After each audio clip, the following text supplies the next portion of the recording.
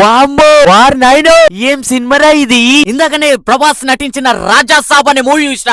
ఒకటి మాట మావా, ప్రభాస్ ని చూడగానే rebellion and royalty didn't just come, they are in his blood అనే ఫీలింగ్ అయితే కలిగింది మా. సీరియస్లీ మామ, ఐఎమ్ టెలింగ్ యూ, చాలా రోజుల తర్వాత ఒక మంచి హారర్ థ్రిల్లర్ మూవీ చూసిన అనే ఫీలింగ్ అయితే కలిగింది మామ. స్టోరీ విషయానికి వచ్చేసినట్టయితే చెప్పాలన్నా కానీ అది స్పాయిలర్స్ చాలా అయిపోతాయి.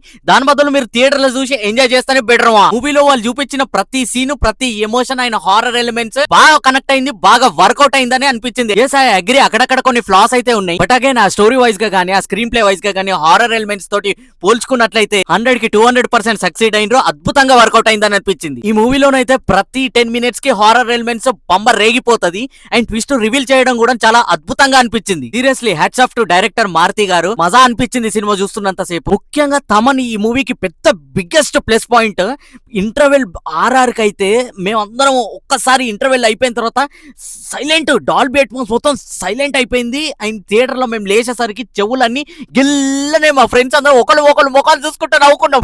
ప్రభాస్ గారి యాక్టింగ్ మాత్రం లిటరల్లీ షాక్, మ్యాడ్ మ్యాక్స్ అయిపోతుంది. కాన్సెప్ట్ ఎట్లుంటది అంటే ప్రతి సీన్ ఒక క్లైమాక్స్ ఉంటది. తనకంటూ ఒక ప్రపంచాన్ని క్రియేట్ చేసి అందులోకి వెళ్ళిపోయి ఇక్కడున్న వాళ్ళతోటి, ఇక్కడున్న దుష్ట శక్తులతోటి పోరాడే సీక్వెన్స్ మాత్రం వామ్మో వార్నైను స్ట్రేంజర్ థింగ్స్ వెబ్ సిరీస్ గుర్తుకొచ్చింది.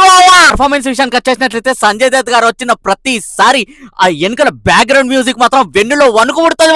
హీరోయిన్ విషయానికి వచ్చేసినట్లయితే ముగ్గురు వాళ్ళ రోల్ లో బాగానే యాక్ట్ చేశారు. Cinematography was too good. Production values అయితే చాలా రిచ్ గా గ్రాండ్ గా అనిపించినాయి. మూవీ ఎందుకు చూడాలరా అనే వాళ్ళకి ఒకటే చెప్తున్నా, తాత, సంజయ్ దత్ అండ్ మన ప్రభాస్, ఈ ముగ్గురు అంటే ప్రభాస్ డబల్ యాక్షన్ అనుకో, ముగ్గురు చేసే అద్భుతాలు చూడడానికి సినిమా చూడాలమా. ముఖ్యంగా ఈ cinema edge of the seat కూర్చొని ఖచ్చితంగా ఎక్స్పీరియన్స్ చేసే సినిమా మామ. ఓవరాల్ గా ఈ సినిమా చూసి థియేటర్కి వెళ్ళి బయటకు వచ్చినప్పటికీ ఒకటే డైలాగ్ మామ, స్టార్ అంటే రెబలేరా, రెబల్ అంటే స్టారేరా. అన్న రోజుల తర్వాత థియేటర్కల్ ఎక్స్పీరియన్స్ అనేది ఎంజాయ్ చేసిన.